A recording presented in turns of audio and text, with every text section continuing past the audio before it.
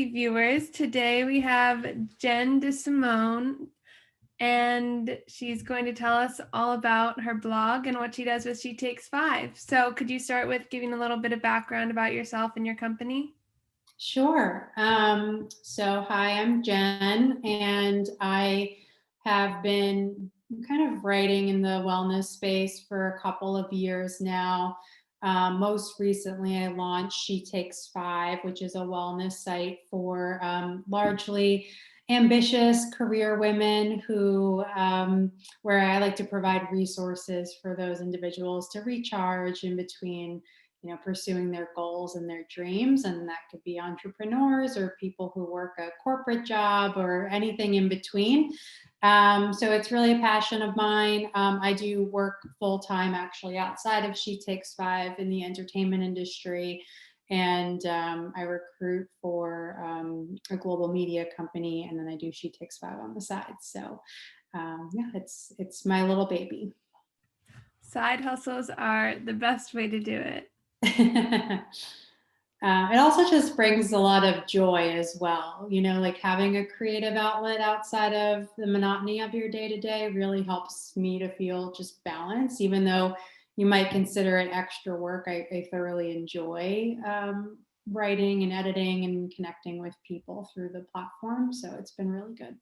I completely relate. I feel the exact same way with Sweet in school. Yeah. So you will be inspiring many, many girls with this interview, and I'm sure you've already affected lots and lots of women out there. Who was your biggest role model starting She Takes Five or in your other job as well? Yeah. So I would say that my inspiration to write came a long time ago, probably maybe 7 or 8 years ago. I was actually diagnosed with Lyme's disease and autoimmune issues and was going through a really tough time in my life where I just was balancing work and chronic illness, and I wasn't really getting far in my healing journey. So I had turned to writing as kind of an outlet. And then I started experimenting in the health space and I started writing about that. And at the time, this was before wellness became the big trend that it is today. There were a few like wellness, holistic health bloggers out there that were putting, helpful information out there. And those were my role models. They were very few and far between at the time. So, and they're still around today. Some of them, there's Healthy Apple and Healthy Crush, and those were some of my inspirations and role models at the time. And I've gone through numerous iterations, and I finally have landed in a place that feels really right, which is with She Takes Five. Talk about turning things around. Wow. Yeah, no, it's been a fun journey, and thankfully I've regained my health over this time. But that was what kind of piqued my interest in even going down this path to begin with, and I just realized how much I enjoyed writing and connecting with others, and finding people that have this health-minded passion as well. So it's been a really great journey. That is such a cool story. Thanks. Clearly, you've overcome some challenges. So, what would you tell a younger teenage girl who feels like she's too young or too inexperienced to start her own company, but she wants to become an entrepreneur? Honestly, I think age is just a number. It doesn't matter what your age is. I think if you're passionate about something and you want to pursue it, then you should go for it. I think too often people let these labels and factors get in the way of taking a first step, but I don't really think age has anything to do with it. Love it. And in your opinion, what is the most important first step in starting a company? So obviously, having some sort of niche that you want to focus on and understanding your audience, but I would also say at the same time to not get stuck in the planning phase, because I think it's very easy to just spend all this time on research and never really pull the trigger.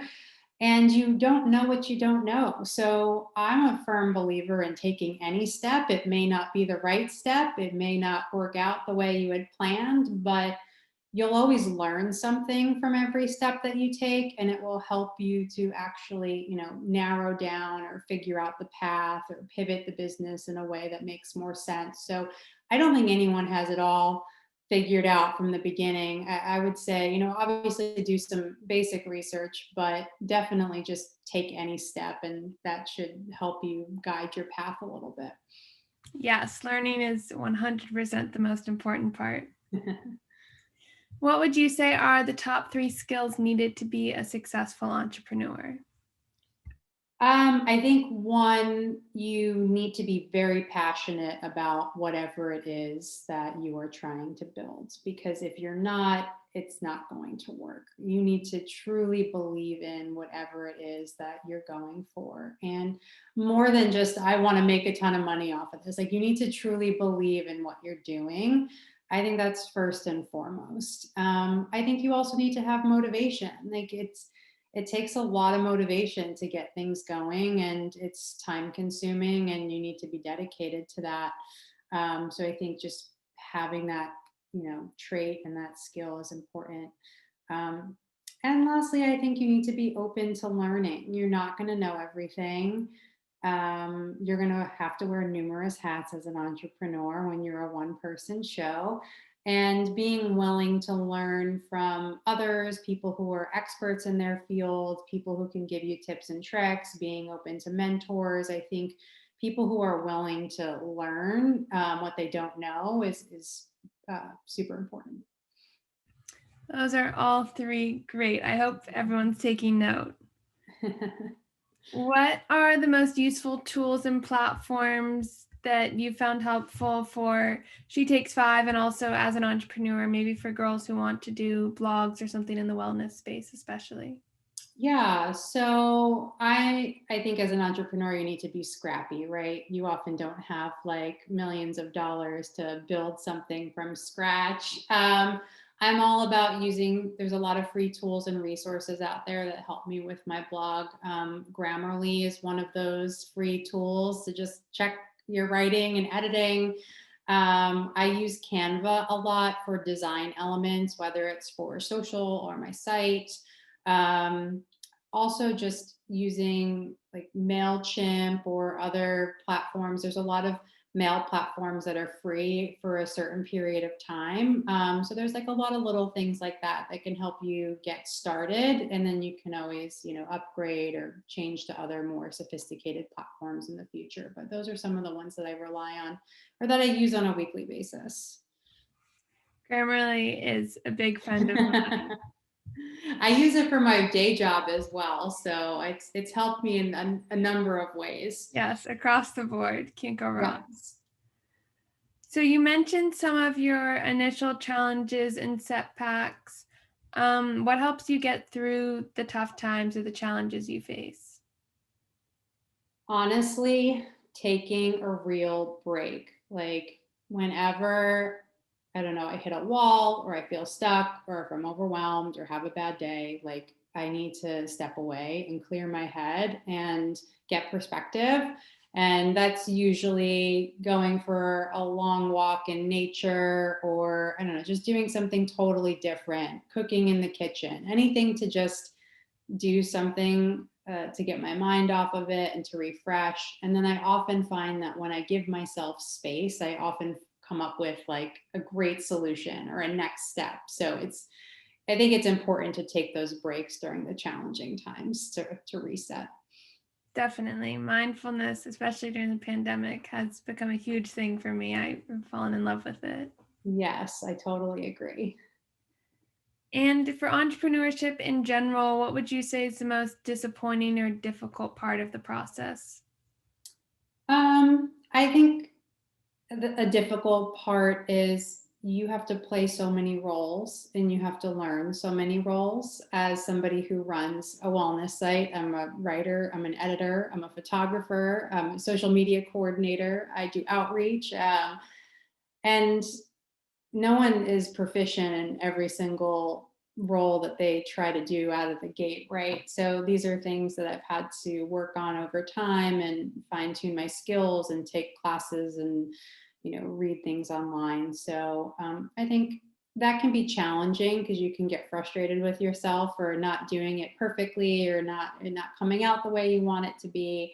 Those are some of the frustrations. It takes time. It's not immediate to be, proficient in every role that you have to play as an entrepreneur. But, I've been trying to be more patient with myself and just, practice whatever skills I know that aren't my strongest. Sounds like a good strategy.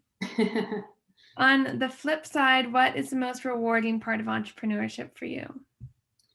I love the creative freedom. I love through She Takes Five, I have this opportunity to connect with all these amazing, like-minded women that I learn from constantly.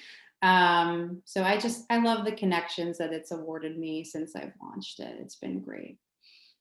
It seems like it. Hmm. And I know you are a one-woman show, so maybe you haven't run into this as much, but have you faced any gender discrepancies, or how have you handled the gender gap in the entrepreneurial space, even getting your brand out there? Yeah. Obviously, I'm a one-woman show, so I don't have like a team of people here, but I would say that I try to. So I have an interview series called Take Five, where we interview women of various backgrounds and career paths and learn a little bit more on their lives and their work-life balance and how they manage everything in between. And I try to share stories from various women and their backgrounds and try to make it a very inclusive space. And that's, there's always room for improvement there, but I think that's one of the ways I try to create a diverse place on the platform itself. It sounds like you're doing very well. I have a few more questions, and there's Sure. some fun ones. So the first one is about time travel. If Hmm. you could go back to the founding of She Takes Five and give yourself one piece of advice, what would you say? I would say don't focus so much on vanity metrics, like followers and subscribers. I think what's more important is the value that you're adding to your audience and actually building meaningful connections. And from my perspective, like once I've shifted my focus off of metrics, I've found so much more joy and just success in what I was doing. So that's one thing that I think is not, it's important to a degree, but it's certainly not everything. And what has been your most satisfying moment as the leader of your own company? Um, there have definitely been a couple of rewarding moments. I think I was recently published on Thrive Global, which is a pretty large site. So that was pretty cool. But honestly, I get enjoyment from being able to work on it on a weekly basis. It really is more than just like it's really a creative outlet for me, more so than like this job. I don't view it as another job. I view it more as a creative outlet. And I certainly work towards building it and connecting with more women and providing as many cool resources as I can. But it's really just rewarding to have the time to work on it and be able to share whatever resources I can with our audience. Congrats on Thrive Global. That's huge. But I know what you mean by the little things. Those are the best part for sure. For sure. And what do you do when you accomplish a goal? How do you celebrate your successes? I don't necessarily do anything big, but I try to take a moment to acknowledge where I've come and just, realize that I've hit a milestone or I've achieved something cool. So I take a moment to mentally acknowledge it. I don't necessarily do like a big celebratory party, but I do think it is important to acknowledge like how much progress you've made and where you've come and any goals or milestones that you've hit. I think those are all important. definitely. This is my last question. It's also my favorite. Can you share a funny story from your career? Um, so I really struggled with this one. I don't know if I necessarily have a funny story, maybe more of an ironic story, but I know in the beginning, years ago, when I had started off blogging and writing, I found myself comparing myself to other people and trying to replicate what everyone else out there was doing. And I ended up not really, I was all over the place and didn't really connect with anyone by trying to do that. And it wasn't until like I started tuning that out. I actually started unfollowing people so that I could just not be influenced by what other people were doing and just focus on what I wanted to create. And that's ironically how I ended up, you know, finally getting my niche and my perspective in my business set up. So I think it's good to have people for inspiration, but I think it's looking back that got me absolutely nowhere, and just focusing on my own thoughts and creative juices is what got me with She Takes Five.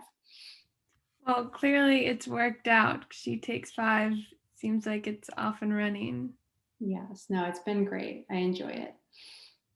Those are all of my questions. Do you have anything else you want to add or any last piece of advice for the girls? No, I think that it's great what you're doing, and honestly, age is, as I mentioned earlier, is just a number, and I think people let fear get in the way of taking their first steps, and I don't think that's necessary. You can definitely go for it. Thank you so much for all of your stories and advice and wisdom today, Jen. I really enjoyed talking. Of course, this was great. Thank you, Isabel.